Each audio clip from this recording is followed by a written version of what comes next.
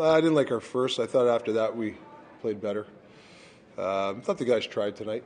You know, we didn't have an answer for number 97. Man, he's a hell of a player. He was the difference maker. Well, I mean, guys were trying. I mean, he's a world class guy. I think we could have played through him a little bit more. Like, you can't kill him obviously because he's shifty, but I think could have doubled up a little bit more in the D zone. I think we played off him too much, and when you play great players like that, you got to double up quick. And I think our reaction was a little bit slow. Thought we were better in the second, third, but obviously the first we weren't. Rick, his movement off the puck Yeah. Is unbelievable. Is there anything that it reminds you of? Anything you've seen like it? I mean, he's just. What impresses me about him is just not the offense. I mean, he goes in the corner hitting. Like I've watched this guy. Like he hits people. Like he gets in on people. He's just not a guy that is an offensive player. He's a gritty star, absolutely gritty star. You got a dynamic play from Kravtsov to set up the Besser goal on power play. Looked like his work too on the wall, especially on exits, was pretty decent tonight. I thought him and Potsy were good tonight. I thought Pot Colson was very good. He was a bright spot for me. I thought that line was pretty good, but Kratzy, I liked his skill out there, but Potsy was a bull out there. I thought he had a really good game for us. You had Colson on the ice late in that final minute when you were trying to score. Yeah. Before the penalty. What did you see from him that you wanted to reward? Well, he's going to come up with a loose puck. I felt tonight some guys didn't have their A game, and when some guys don't have their A game, you're looking for retrieval guys, and I thought Potsy was a guy that if there was a loose puck, he was going to get it. He just had that eye of the tiger tonight, and that's the way I like when he plays like that. He's very effective. Penalty kill has been more successful Yeah. lately. What have you seen from that that's changed since you came in? More patient, when to be aggressive, when not. We're not caught in between. Guys are starting to understand what we're trying to preach, and we're getting some. We got some. The guys from Abbotsford coming up. We got them penalty killing, and they've learned quickly too. So the PK was good tonight. And obviously Demers, he's just solid out there. The puck just. It's just thud in it. It just dies in him. There's not many rebounds when Demers in net. What can that 5-on-3 kill do for the confidence of Yeah. the guys on the PK going forward? Yeah, they had some chance, but I thought we did. I didn't think they had a ton of chances. I thought we did a really nice job getting the shot lanes. They have a couple of plays behind the net. We didn't get sucked into those. But yeah, that's confidence. That really helps. PK is about getting on a roll, attitude, energy, and I thought, I think the last 4 or 5 games we've been getting it. What did you think of Kyle Burrows' game tonight? Yeah, he was gritty. Obviously, that was a hell of a fight, but he played really gritty tonight. How impressed have you been by Demko having a long layoff Yeah. like he did and then coming out and it looks like he's been pretty close to on his game the last 2 years? Yeah, he's just dialed in, focused. I can just tell. Even post to post, he makes a save. He's still in the net. A lot of the goalies make a post, they're out of the net. He's still in the net. He's just focused, and I knew he was good, but he's really good. Did you learn anything about him watching him prepare to get back into the lineup? Yeah, I didn't know, to be honest with you, and I had a leadership meeting when I first got here, and I didn't know, but guys were saying, hey, you got to have Demmer in here. I didn't know he was that type of guy. He's a leader. He's a quiet guy, but he's a very focused, young man. I can just tell that he wants to win badly, and he's going to do his part.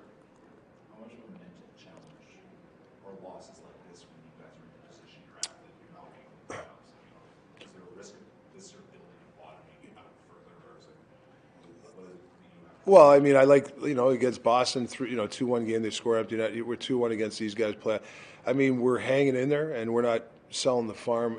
I didn't think we were the same that we were giving up as many blunder goals. I think we've been better at that. Obviously, Demmer's been really good for us, but I don't see the backdoor tap-ins like we were given a while ago. I told the guys before the game, Minnesota's comfortable playing a 2-1 hockey game, and we have to be that same, you know. And it's okay to be down 1-0 or 1-1, and just let the game come to you instead of chasing it and making a crucial mistake. Like we gave them that breakaway there on a kind of a bad change. You know, things like that we got to limit less and less. You know, it seems like, you know, it happens a lot, but I haven't seen it happen the last week or two. In the past, I've seen a lot, and those are the ones you can't. You know, teams give up breakaways every once in a while, but we can't give up those type of blunders. And I'm seeing less and less, which is a good thing. You were traded twice at the deadline. Yeah. Now as a coach, do you still get the vibe getting back in your mind even though you're not playing? Well, I mean, you try not even talking about it with the players because you know some guys some guys think they're gonna get traded, and you know there's nothing you can do. I mean, a lot of it's that's the business we live in. You know, you just live in the moment. You can't really worry about it.